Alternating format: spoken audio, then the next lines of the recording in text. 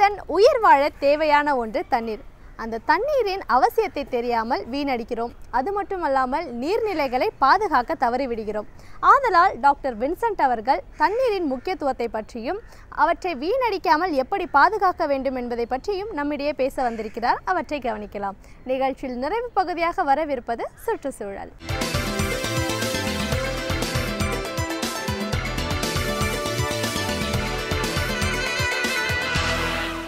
கடந்த வாரம் ஒரு ஆவணப்படத்தை பார்க்கக்கூடிய வாய்ப்பு எனக்கு கிடைத்தது.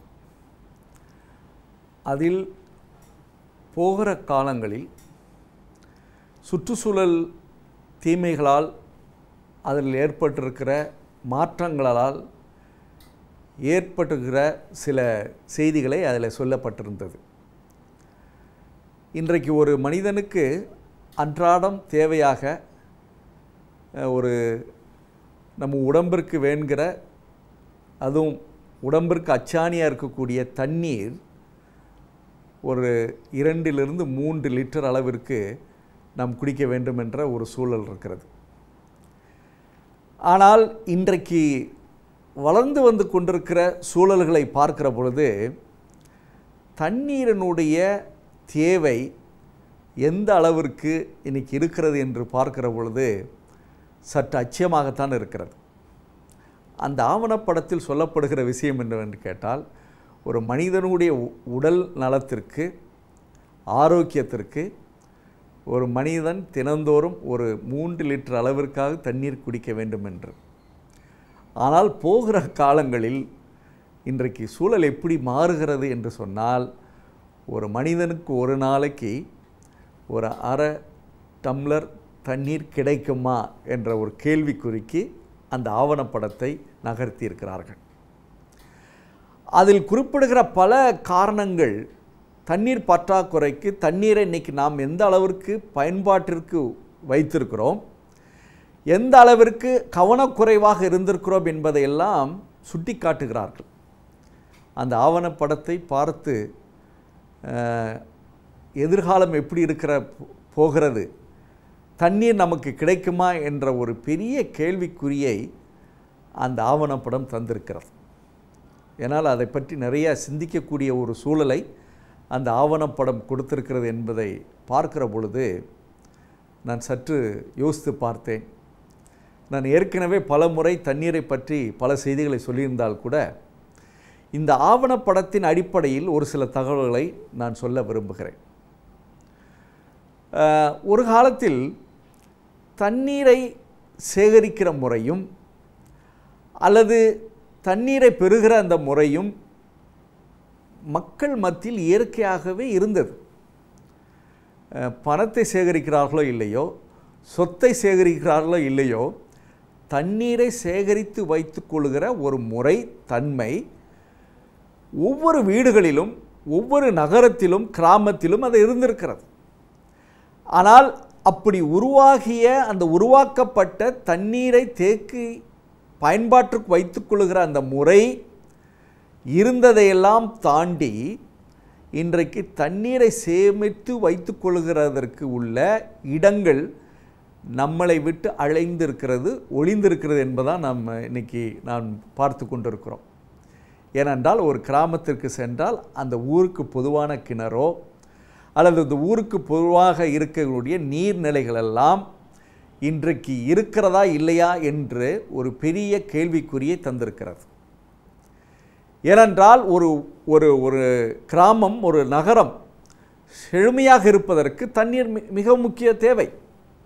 இன்று கூட நீங்கள் எடுத்துக்கொண்டீர்கள் என்றால், நாம் ஒரு இடத்திலிருந்து இன்னொரு நகரத்திற்கோ அல்லது கிராமத்திற்கோ செல்கிற பொழுது மிகவும் செழிப்பாக இருக்கிற இடம் எதுவென்று கேட்டால் தண்ணீர் அதிகமாக இருக்கிற ஒரு சூழல். ஆனால் எங்கெல்லாம் தண்ணீரை சேகரித்து வைக்கக்கூடிய முறை இல்லையோ அந்த இடமெல்லாம் வறட்சியில் வாடிக்கொண்டிருக்கிறது என்ற அந்த பாடத்தை, அந்த ஒரு செய்தியை நாம் தெரிந்திருந்தால் கூட இன்று வரை அதை மேலாண்மை செய்வதற்கோ அல்லது அந்த நிலையை மாற்றுவதற்கோ யாருமே முன் வருவதில்லை. ஆனால்தான் அந்த ஆவணப்படத்தை பார்த்த பிற்பாடு எனக்கு இருந்த மனக்கவலை என்னவென்று கேட்டால், மக்களுக்கு தண்ணீர் எந்த அளவிற்கு இருக்க போகிறது, குடிப்பதற்கு இருக்க முடியாது. இல்லைன்னா ஆவணப்படத்தை பார்த்தது போல் ஒரு மனிதனுக்கு தினமும் 1/2 டம்ளர் தண்ணீர் தான் கிடைக்கும் என்ற ஒரு சூழல் உருவாவதற்கு வாய்ப்பு இருக்கிறதே என்ற ஒரு பெரிய அச்சம் எனக்கு இருந்தது. ஆனால் தான் இன்றைக்கு அந்த தண்ணீரை சேகரிக்கிற முறை மட்டுமல்ல, அதை கொள்கிற முறையும் நாம் பயன்படுத்த வேண்டும். ஆனால் தான் இன்றைக்கு தண்ணீர் சேமிப்பு என்பது மழை நீர் தான் மிகவும் ஆதாரம். ஏனால் மழை நீர் தான் ஒரு வருடத்தில் எத்தனை முறை மழை பெய்கிறதோ அதை பொறுத்து அந்த இடத்திற்கு கிடைக்க வேண்டிய தண்ணீர் நமக்கு கிடைக்க வாய்ப்பு இருக்கிறது. ஆனால் இன்றைக்கு நாள் முழுவதும் தண்ணீர் பாய்ந்தால் கூட, அல்லது நாள் முழுவதும் வருடம் முழுவதும் மழை பெய்தால் கூட, அதை சேகரிக்கிற முறை நம்மிடம் இல்லாதனுடைய காரணமாக நாம் நிச்சயமாக பெரிய ஒரு சவாலான சூழலுக்கு நாம் சென்று கொண்டிருக்கிறோம் என்பதை நாம் உணர வேண்டும். ஆனால் அதன் அடிப்படையில் இன்றைக்கு நாம் மிகவும் உறுதியாக செய்து கொள்ள வேண்டிய விஷயம் என்னவென்று கேட்டால், நம்முடைய இருக்கிற இடங்களில் நாம் பெறுகிற தண்ணீரை சிக்கனமாக பயன்படுத்துகிற ஒரு முறை மட்டுமல்ல, நமக்கு தேவையான அளவிற்கு தண்ணீரை பயன்படுத்துகிற ஒரு சூழலுக்கு நாம் வந்துவிட வேண்டும்.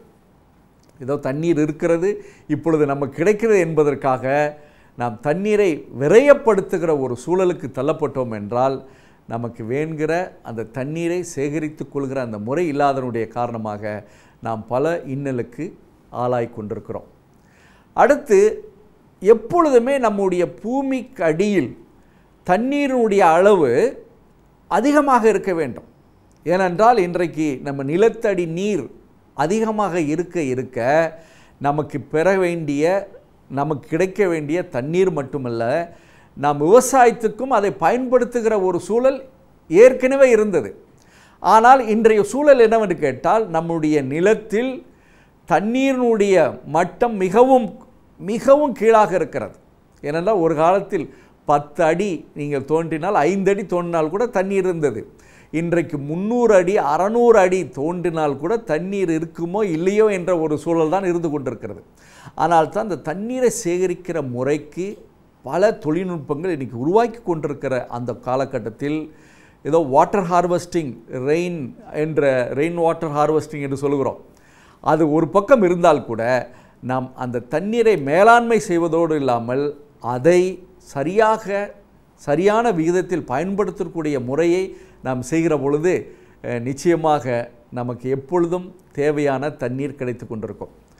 பொதுவாக தண்ணீருக்கு H2O என்று நாம் சொல்லுகிறோம். அதுவும் ஆங்கிலத்தில் அதற்கு என்ன பேர் என்றால் யுனிவர்சல் சால்வெண்ட் என்று சொல்கிறார்கள். ஏன்னால் தண்ணீர் எதையுமே கிரகித்து கொண்டு அதை எளிதாக அதனுடைய பொருள்களை கரைத்து கொள்கிற தன்மை இருக்கிறது. ஆனால் தான் இன்றைக்கி வருகிற காலங்களில் நமக்கு கிடைக்கக்கூடிய மின்சாரம், ஏற்கனவே நம்ம தண்ணீரிலிருந்து மின்சாரம் கிடைக்கிறது, அது உண்மைதான். ஆனால் போகிற காலத்தில் இந்த ஹைட்ரஜன் ஃபியூவல் என்று சொல்லப்படுகிற அந்த தொழில்நுட்பத்தை அடிப்படையாக வைத்து நமக்கு மின்சாரம் பெறக்கூடிய ஒரு வாய்ப்பு இருக்கிறது. ஆனால் தான் தண்ணீர் தான் நம்முடைய வாழ்க்கைக்கு ஆதாரமாக இருக்கிறது என்பதை நாம் புரிந்து கொள்ள வேண்டும். நம்முடைய உடல் நலத்திற்காக மட்டுமல்ல, நம்மை சுற்றி இருக்கிற விவசாயங்கள் அடிப்படையாக மட்டுமல்ல, இந்த உலகம் சுழல்வதற்கு முக்கியமாக காரணமாக இருக்கக்கூடிய அந்த மின்சாரத்தை கொடுக்கக்கூடிய ஒரு பெரிய தாரக மந்திரமாக இன்றைக்கு தண்ணீர் விளங்கி கொண்டிருக்கிறது என்பதை சற்று புரிந்து கொள்கிற பொழுது, தண்ணீரை விரயம் செய்யாமல் தண்ணீரை சேமித்து வைப்பதோடு மட்டுமல்லாமல் தண்ணீரினுடைய அளவை மேலும் மேலும் மேன்மைப்படுத்த, ஏனென்றால் இது நம்முடைய குடும்பத்திற்கோ நம்முடைய வீட்டு மட்டும் சார்ந்தது அல்ல, இது பொதுவான ஒரு விஷயமாக இருப்பதால் இது எப்பொழுதுமே நம்முடைய மக்களுக்கும் நம்முடைய நாட்டு மக்களுக்கும் கிடைக்கக்கூடிய ஒரு பெரிய பொருளாக இது விளங்கி கொண்டிருப்பதனால் நான் அந்த ஆவணப்படத்தை குறிப்பிட்டது போல நம்முடைய மக்கள் வளமாக இருப்பதற்கு, நம்முடைய மண் வளம் வளமாக இருப்பதற்கு, நம்முடைய வனவளம் நலமாக இருப்பதற்கு தண்ணீர் வளம் நமக்கு தேவை என்பதை புரிந்து கொண்டு தண்ணீரை விரயப்படுத்தாமல் சேமிக்கின்ற பழக்கத்தையும் உருவாக்கி மீண்டும் மீண்டும் அந்த தண்ணீரினுடைய நீர்நிலைகளை அதிகமாக உருவாக்கி அது நகரங்களிலும் கிராமங்களிலும் அவற்றை அதிகமாக பெருக்கி நம்முடைய தண்ணீரினுடைய அளவை சேகரித்து வைத்து கொள்ள நிச்சயமாக நம்முடைய நாட்டிற்கு ஒரு நல்ல ஒரு முன்னேற்றம் ஏற்படக்கூடிய வாய்ப்பு இருக்கிறது. அதன் மூலம் மக்கள் பயன்பெறக்கூடிய வாய்ப்பு இருக்கிறது என்பதை தெரிந்து கொள்கிற பொழுது தண்ணீரினுடைய முக்கியத்துவம் நமக்கு புரிகிறது. அதை பேணுகிற அந்த உத்தியில் நாம் அனைவருமே ஈடுபடுத்திக் கொள்ள வேண்டும்.